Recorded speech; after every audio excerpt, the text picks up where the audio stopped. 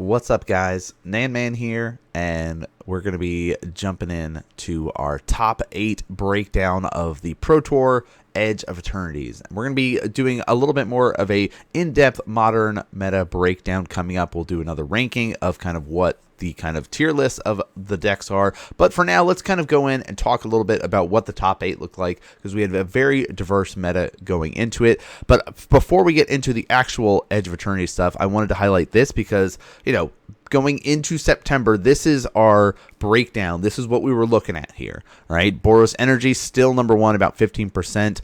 Tameshi Belcher was rising up, definitely seeing a lot of play on MTGO and online. Eldrazi very, very powerful as well at that 10% there. And then Affinity, after, of course, Edge of Eternities, rose up in power. Same thing with Esper Blink rising up in popularity and power. Goryo's Vengeance, still just like a powerful combo-y focused deck. Izzet Prowess, just you want that aggro style. Domain Zoo, another aggro. Ruby Storm combo, but not as powerful as some of the other combo decks that are up there. And then another variation of Eldrazi, still rounding out that like 3%, as well as kind of the sprinkling of our 2s in there. Azorius Control, Amulet Titan, Reanimator, Neoform, the Dimir mid-rangey like Murktide or Oculus builds there. And then some other combos here, Samwise, Dimir Mill, and Living In. And then the 12% of everybody else playing something that is not one of those top decks there. So a very, you know, you're looking at the list, and if we're looking at it going, okay, here are the 3 best decks, you know, Boros Energy, Belcher, and Tron going into it, like, it's pretty solid. As like, yes, Boros Energy is still sitting at 15% going into the Pro Tour, but let's actually look at what the registered decks are, because I think that is a another important snapshot to look at. Not only is the data going into it of MTGO and tournaments all factor into this kind of breakdown, but also what did the pros register for the event. So let's take a look at what that looked like here.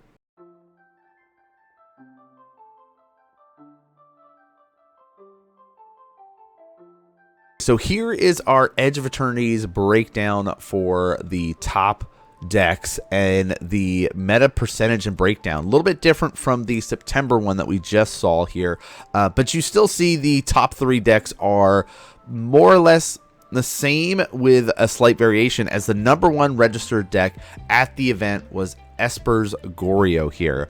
This deck is a really powerful deck, and we will talk a little bit about it as we kind of break it down.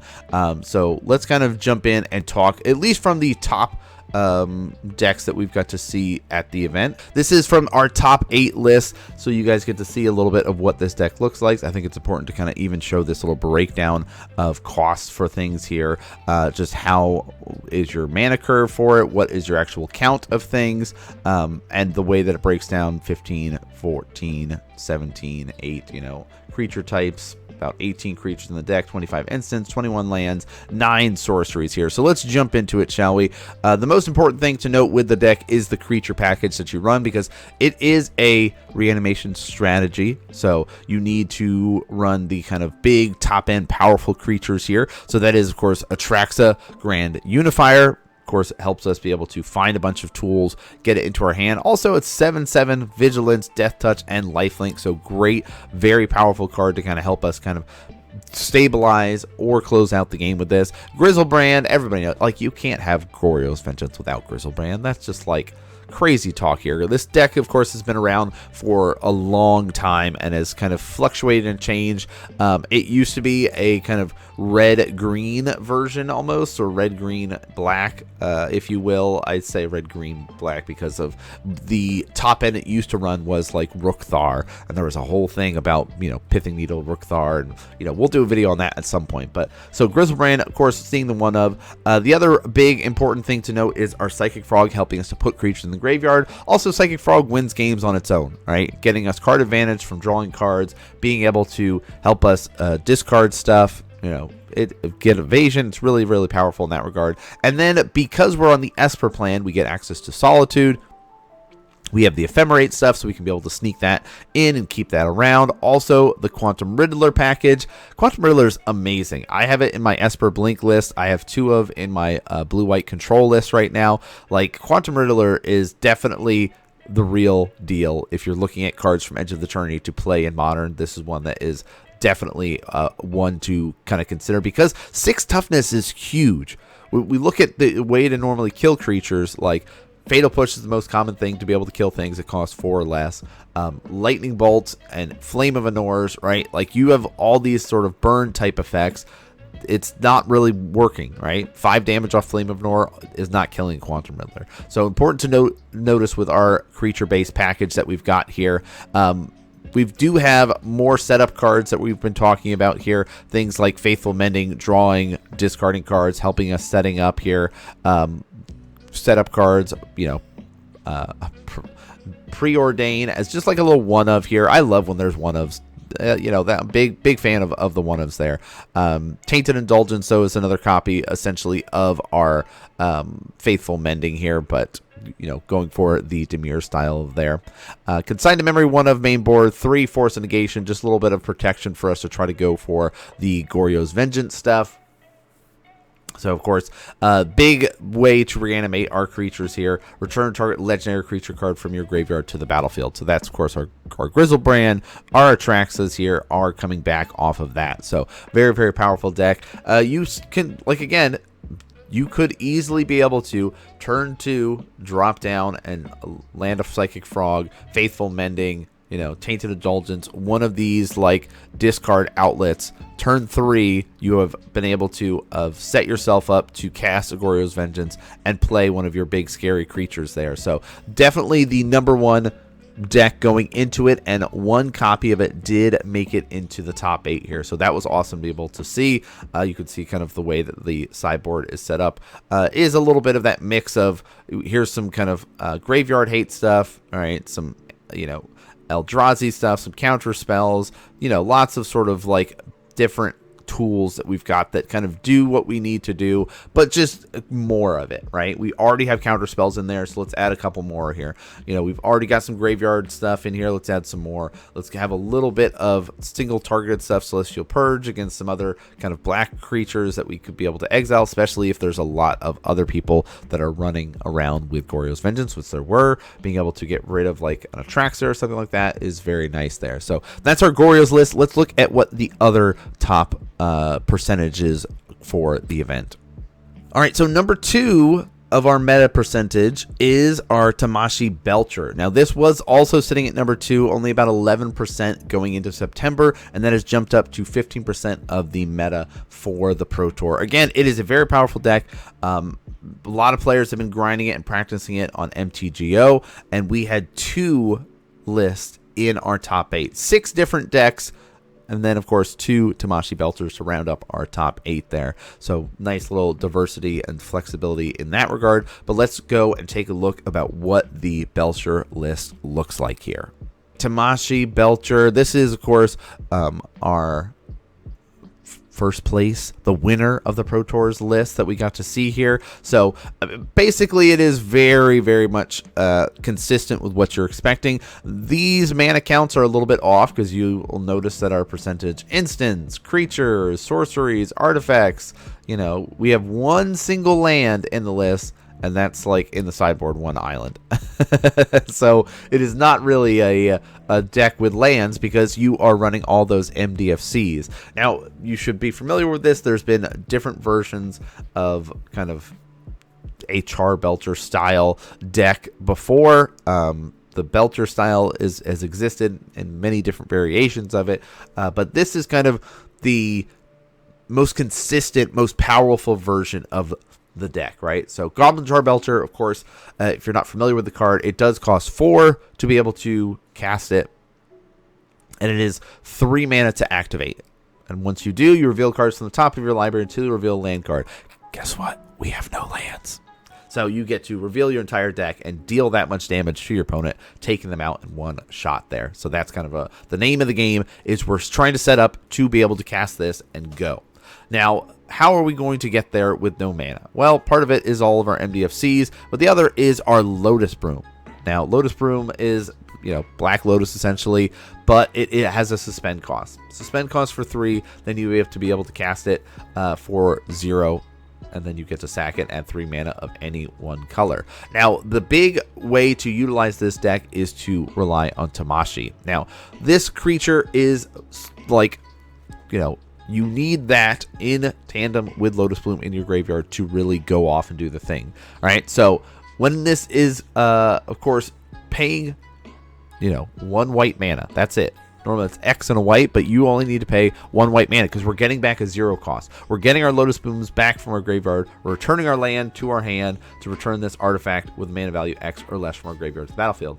And activate it only as a sorcery. So I'm on my turn, I'm comboing off, I'm being able to get this Lotus Bloom back, I'm floating a bunch of mana, just sort of going, and then eventually casting a Tar Belcher and set up. Now, the other thing is, whenever 1 or more non-creature permanents are returned to your hand, draw a card. And you can this ability triggers only once each turn. So the first time you do this, you get to draw an extra card, helps you out. So very nice. Just a little bit of added bonus on top of it there. So the deck is full of ways to kind of set up and build up for this. We have things like our I can never pronounce this. The Archaeologist. Okay, it's the Archaeologist. When it enters, you mill 3 cards. So we're hoping to mill off a Lotus Bloom. You get to put a non-creature, non-land card from among them into your hand. If you don't, put a +1 counter on it. So this is where our MDFCs come in.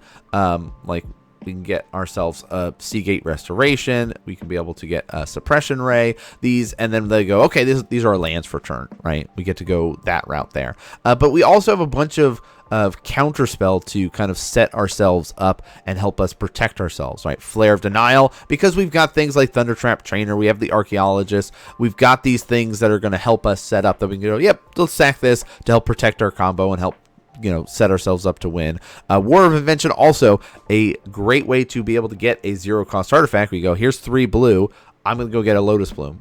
Right? Or if I have a bunch of mana and I don't have a Tar Belcher to cast, I can be able to pay the 7 mana to get the Goblin Tar Belcher.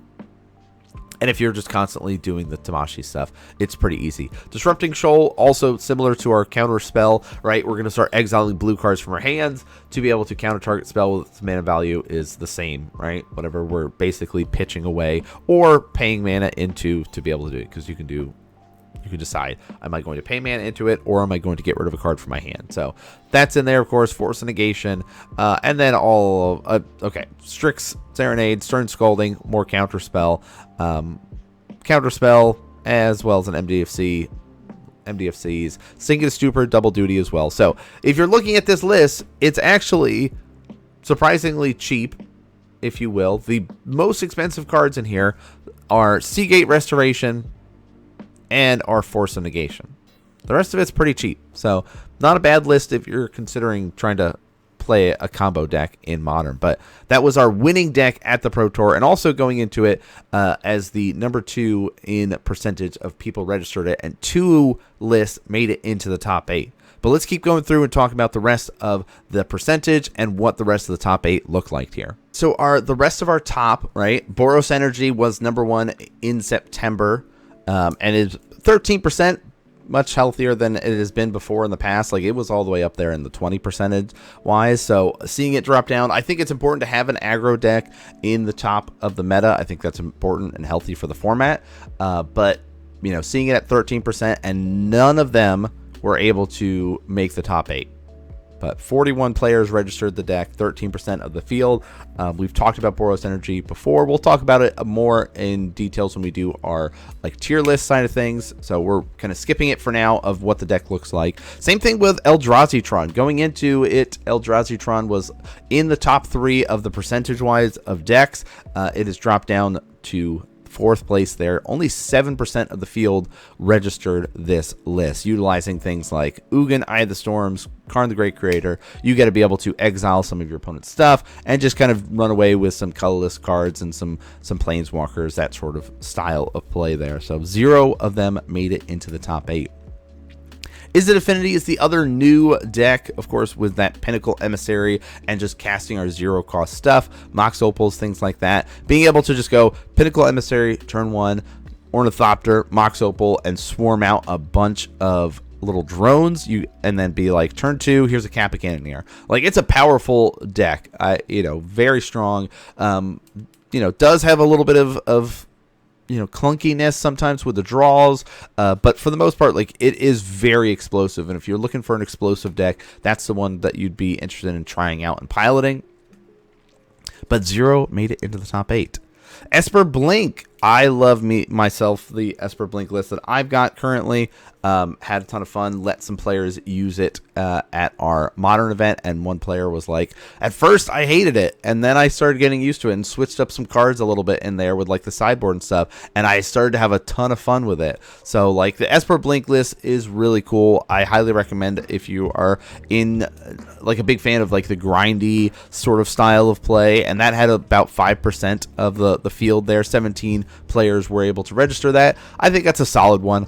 It does have some weakness, of course, with the lists and everything like that, but as a solid like mid-range strategy, I think it's one of the best in Modern currently, but none made it into the top 8. Jumping over, though, we're still in our top 5% of the field there, and that's 15 players that registered Amulet Titan, and we did have at least one Amulet player make it into the top 8, so let's take a look at what that deck looked like. Now, if you're looking at our card types, you can see the overwhelming amount of lands. If you're a fan of lands, this is the deck for you. 32 land count here for it. And there have been a couple variations in the way players have been utilizing Amulet Titan lately. So it's kind of, we're going to look at and really figure out which version that it's going for. Now, there are specific lands that we know for sure are going to be in a list, right? Urza Saga is like a #1 have to, because you need other ways to be able to find your Amulet of Vigors, and being able to use that is great. Other lands that we've got as kind of like need to make sure we include in the list are things like Teleria West, because you want to be able to tutor up a Summoner's Pact. But besides those things, the other ones, it's like, okay, what sort of haste effect do we need to get? And that, like, players have decided of our Hanawar Battlemonts, right? This is kind of our go-to way to give creatures haste in the list, so that's in there. We've got Mirror Pool, so we can be able to help us like make another copy of our Titans. What else we got here is kind of what is used to be seen at this point. I mean, those are like the main sort of package of things. You see like Shifting Woodlands also kind of in there for that. We have to have our bounce lands, right? That's our Selesnya Sanctuary, Simic's Growth Chamber, of course, Gruul Turf, things like that as our kind of go-to as our bounce lands and double mana. That have to be in the list, right? You need to make sure you have them there. Crumbling Vistage, help get us generate more mana. Like, it's all of this list is very targeted on what we are trying to go for. But the other thing is the Lotus Field. Lotus Field combo has kind of become the new way to play Amulet. The old ways of just, I'm going to make it, have my Titan attack you, has kind of gone off the wayside, because we kind of pair this Lotus Field with our Aftermath Analyst and just generate a bunch of mana and be like, all right, all these lands that I have blown up off of my Lotus Field, we're bringing them all back, and we're going to have even more mana out there to help us out. And even with like our Isotil Explorer being in the list here to help us play lands from our graveyard, like it is definitely a kind of very focused on what it's trying to do. Now, we've said there's different variations, right? Some are running like a Valakut package in their list and utilizing like our Dryad of Elysium Grove. This list is not the one that made top 8, but if you're looking for variations, there are some within this deck list, or at least within this deck. So if you're trying to pick up a list, this might be something that if you like lands and learning a kind of a little bit of complicated lines, this is the way to go. Now, we talked about Amulet being necessary for being able to have your lands enter untapped. Spelunking kind of does more or less the same thing, sort of, lands you control enter the battlefield untapped, but they don't double up. Right? Like, you have 2 amulets, you get to basically tap, untap, right? Spelunking and Amulet are both replacement effects, and you have to pick one or the other. So, like, there is that bit to note when you are trying to pick up the list there. But yeah, okay, there is the Scape Shift in here. Did I miss Valakut? No, there was no Valakut. Okay. I was like, there's... No. I got all excited seeing the Scape Shift. But yeah, so Scape Shift to help us get some more lands. Green Sun Zenith in here. I mean, we can grab a Boreal Grazer even off of it, right? Help us right away. Isotil Explorer, Primeval Titan. Like, there are just more ways to help us out getting what we need to do, and that's why you can see kind of less Summoners Pact. It used to be you'd run like 4 of, and now we can kind of get away with Green Sun Zenith helping us out a little bit more in that side of things there. So very powerful list. Of course, 5% of the field were running it. At least one of the players made it into the top 8, so it is no joke in that regards. But let's keep going through and see what else was the percentage of the day, and what were the other 2 decks that we haven't talked about yet to make the top 8. And leading up with our 4% of the field category, we've got Simic and Neoform. 13 players registered this creature-based combo deck. We've featured it on the channel before with some pilots that are very skilled with the deck. It is able to win as quickly as turn 2, and that explosiveness is one of the reasons many players were utilizing this list. You've seen it played a lot on MTGO if you played online, but we also have some players playing it in paper here. So let's look. There is one player that was able to make the top 8, so let's dive in and take a look at what that looked like. Here is our Neoform list from the top 8. You can kind of see what our percentage breakdown, only running about 15 lands in here, 30 instances, 20 creatures, some artifacts, some sorceries, kind of that little bit of a mix. But you can see kind of the way that our top end works. It is definitely kind of, we've got a lot of low to the ground 1-cost stuff, and then it gets really kind of heavy in the top end there. So we are still lower to get there, and we'll explain why that's the case. But you can just look at the cost of a bunch of these creatures here. So here's how this deck works. If you're not familiar with it, you've never seen it in action, of course, we do have the videos. You can check out the gameplay of it. But the goal is to be able to cheat out an Allosaurus Rider. All right. And you could do this on turn 1 if you wanted to. It's not going to help you to do it on turn 1 because you really need like that turn 2, turn 3 is like that sweet spot for it. But let's get into it. So whenever turn you're ready for it, you get to remove 2 green cards from your hand instead of paying the 7 mana for Allosaurus Rider. Right? His powers and toughness is equal number of lands you control and stuff like that. That part doesn't matter. We're not worried about that part. Part that we are worried about is the mana value of the creature. Because it's 7, this is where our Eldritch Evolutions, our Neoform, come in. We're going to turn this Allosaurus Rider that we cheated into play into something even scarier. So we use Neoform to sacrifice that and go find an 8 cost. We use Eldritch Evolution to be able to find 8 or less, all right, or no, 9 costs. 9 costs. Eldritch Evolution, yeah, X or less, where X is 2+, yeah, so 9 or less for that one.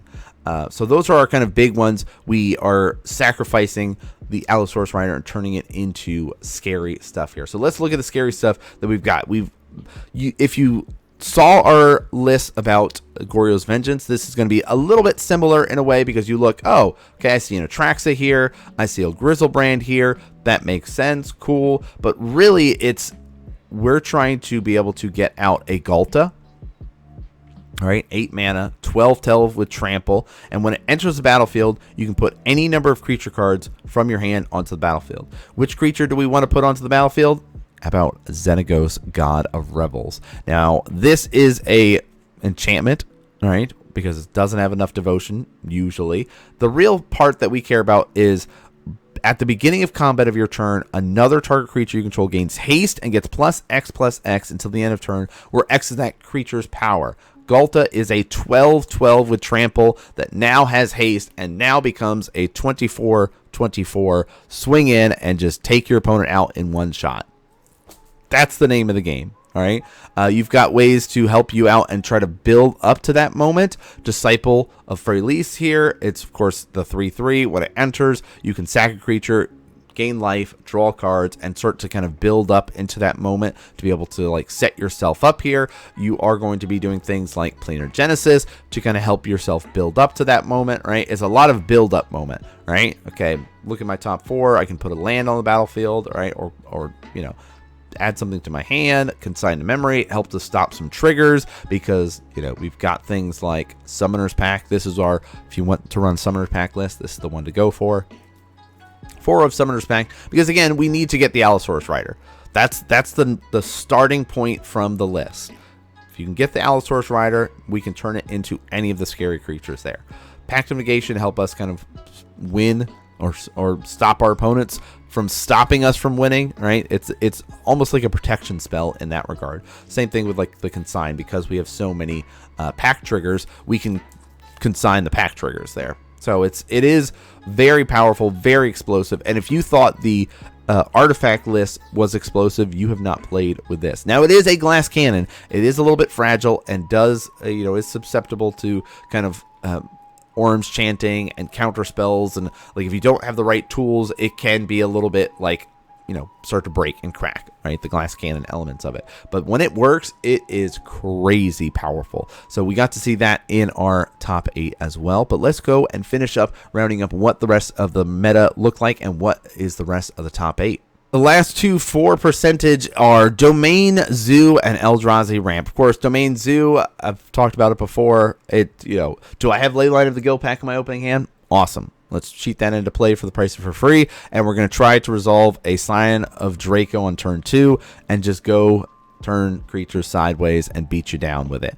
Also runs like Flage and some other goodies like that, some Kavus. And, it is a zoo-based, creature-based deck. It's evolved from the old zoo styles where you're like, here's my wild Nacatl and my Curd Ape, and oh, look how much powerful they are because I have the right mana base for it. Where it's just like, nope, I just have the right mana base, and my guys get even crazier because of Scion of Draco buffing my team and making them, have trample, or making them have lifelink, or making them hexproof. And so, like, it's a very strong deck for aggro players to enjoy. Not as explosive as, like, say, the Izzet Affinity or a Neoform combo deck. I'd say Affinity and Domain Zoo are both aggro decks. Same thing with like, Boros Energy. Those are our 3 main aggro style decks of Modern. They do all slightly different things along that axis though. Eldrazi Ramp. Hey, a little bit different than the Eldrazi Tron list because we do get things like I'm wondering, because of the cards that they're showing, Malevolent Rumble and Embercool the Promise End, I wonder if they are labeling Eldrazi Ramp as Brood-Scale combo? I don't know. I mean, I don't know. They don't give me enough information with this based off of that, like this little splash screen here. But in traditional Eldrazi Ramp, you're running like the Sowing Micro Spawns to be able to pop your opponent's lands, tutor up another land, and you get to do kind of like, oh, I'm doing green Tron stuff. We're also building up towards a big scary thing. But it's also like, is it Brood Scale combo, or is that part of the other 53 decks that made it to the Pro Tour? I don't know. But speaking of other decks, we have 17% of the field registered something different than everybody else. At least their percentage-wise was low enough that there was less than 12 players that registered the deck. So there could have been 11, there could have been, 10, whatever. And we have 2 lists that were the last 2 to round out the top 8 for our diversity here. And let's jump over and we're going to talk about Blue-White Control and the Izzet Prowess list. Blue-White Control here. I love Blue-White Control. I love Control as a deck and the way that it is set up here.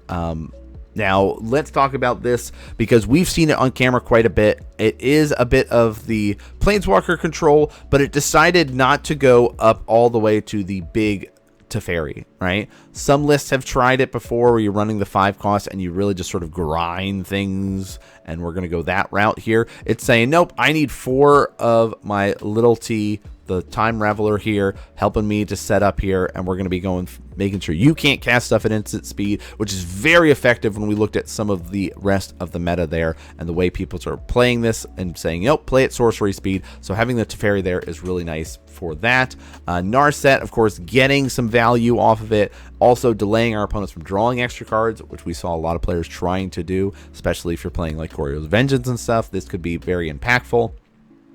But one cool thing with the Narset is also we're running the Days Undoing package. So if you have never done this sort of effect, you're going to wheel, all right? Days Undoing, we're both going to shuffle away our graveyards and our hands into our libraries, and then we're going to draw 7 cards. Seems great. If we're doing this on my turn, hey, I end my turn. But with Teferi, I could do this on your turn and turn your hand into nada, right? Because if Narset's there and you've drawn a card for turn, you don't get to draw any more cards right? If I do this Days Undoing now after you've drawn your turn, right, then you get 0 cards. And what you have on the battlefield is what you get. And I get 7 new cards. Now, if I do this on my turn, you get 1. You can have 1 card. And I get 7. That seems fair, right? So, like, the Days Undoing in there is really nice. I love that. I like the one of stock up here. Lorien Revealed, of course, gets us some ramp. We do need some kind of removal that gets us in here. Supreme Verdict is great. I see... We don't see any... Ooh, interesting. Going for the Prismatic Ending. I was looking to see... Are we going for a Wrath of Skies package? But we decided not to. So a little bit more of our counter stuff. Orum's Chant. Only 2 counter spells. Spell Snare, Stern Scalding. Consult the Stars is in here to kind of help us build up. I still need to pick up a Consult the Stars. I forgot when I was at Atlanta, but that's okay. I'll pick some up soon. Icecrown Scepter is in here because we can put a, of course, counter spell on it. We can put an Orum's Chant on it and just sort of go, right? Keep doing that sort of annoying... Let's stop you from doing what you want to do. So I love the just want singleton Icecrown Scepter. I've debated about using that as well, but currently not. Now, how are we closing out this game? Because our Planeswalker control is pretty powerful, but we also need some creatures. So we've got a singleton Subtlety, 4 Solitudes in here, and then our Kahira as well as our little bit of Companion. So we've got those as our main ways of going about things. And the Hall of the Storm Giants. If it ever gets to be long and grindy like that, I can pay 6, and now I have a 7/7 with Ward 3. Hope you're ready for that. Another thing to note, though, with our Narset that we didn't talk about before is with this Gyre Reach here, each player draws a card and then discards a card. If you have drawn a card for turn and I activate this with Narset out, I will draw a card and discard, and you just have to discard a card, because you've already drawn for turn. So like that in combination with Narset is really tough and really scary, and a great way to kind of just strip away some of your opponent's resources to allow you to kind of set yourself up in a great spot there. I didn't expect the Monumental Henge in there. That's cool. Okay. So yeah, that's our blue-white control list. Very cool. Very powerful. We like to see this sort of like... Definitely is one of those lists that you have to understand the meta. You have to understand Modern. You have to understand what you are prioritizing when you need to fight over stuff, especially if you're only running 2 counter spells and 2 Force Negations. You have to really understand what you're fighting over and when to kind of let those go. So I like that way. I even like this Disruptor Flute in the sideboard here, but we got more, you know, got some more stuff in here. The Fire Mage, the one of, ooh, cool. But yeah, there's our blue-white control. Let's go and take a look at our last deck in the top 8. All right, we've been seeing a lot of bursts and a lot of aggro strategies in Modern, especially at this Pro Tour with the percentage of decks. Here's one more in that other category there, and that is Izzet Prowess. Now, if you're familiar with Prowess in Standard or in Modern in the past, it is very similar, right? We're going to cast a couple of spells, and we're going to just try to kill you. Right? We're gonna have burst damage, but we also have the go wide potential now. So we're not as all in on just one creature bursting you down. We have other ways to do that. But here's our creature, Dragon Rage Channeler in here, helping us to kind of filter our draws. Also, it's a 3/3 that can fly if we have Delirium. So that is very powerful. Great synergy with the list. Monastery Swiftspear. Again, burst potential, the speed, it's got haste. We can easily pump it up and make it really scary and start hitting people on like turn 2, turn 1 for like 3-4 damage immediately, and then really just be like, all right, easy to build up later on too. Slick Shot Show Off, same sort of deal with Swiftspear, but it is even more explosive because you get +2 attack off of it instead of just the +1 that Swiftspear gets for the Prowess. So it's like a different type of prowess because you don't get any toughness, but you do get that explosive just burst damage all at once there off of Slick Shot. And you can plan for it later on, right? Plot this, it'll come back later, and I'll have one big explosive turn, or I just have a bunch of stuff turning sideways, and now you have to really prioritize what you're going to answer there. So how do we get there? What are we going to do to kill our opponents? Well, we've got our kind of build up, expressive iterations, preordain, our setup cards here. You know, Bobble also helps us with that. And then we've got kind of our bursts and finishers, right? Lightning Bolts in here, a little bit of extra burst damage. Lava Darts, those are double duty because we can blast our opponents in the face. We can shoot creatures with it and sack a mountain to do it again, right? That's basically 2 extra triggers with 1 card here. So we love that. Mutagenic Growth, love seeing it. pay 2 life, give a creature +2/+2. It helps us protect our creatures. If our opponent is trying to Flame of Anor or Lightning Bolting them, we just go, nope, you can't. And guess what? It's the +2 on top of whatever Prowess trigger also goes off, right? So with Slickshoff, that easily becomes 4+ power for 2 life. Easy, easy. Violent Urge is in here to just really double strike our opponent down, right? Easy to get the Delirium. Let's go double strike it, hit you for even more damage. And then we talked about that go wide with Corey Steelcutter in there as well. You keep making those Prowess monks and build up and just sort of keep swinging things sideways there. So that's our breakdown of the top 8, all the different decks that you got to see. I was pretty happy with the overall metagame and how diverse it was looking for this event. We are going to do a little bit of a tier list stuff for basically looking at as many decks as possible. Last time we had like 25, 26 different lists in our tier list. We're going to try to do about the same, maybe even more this time around. So if there are decks that you want us to be able to include in the tier list, make sure you leave a comment and let us know so we can make sure we include it for that one. But we do have our MagicCon Atlanta videos coming out. We have our one next week. We had one the week before. So I hope you guys are enjoying it. We're trying to sprinkle in not only our gameplay stuff, but also these kind of videos to talk a little bit more about the meta and what's going on with Modern. But hope you guys enjoy it. That's going to do it for us here today. Thanks so much for tuning in and watching, and I'll see you all next game.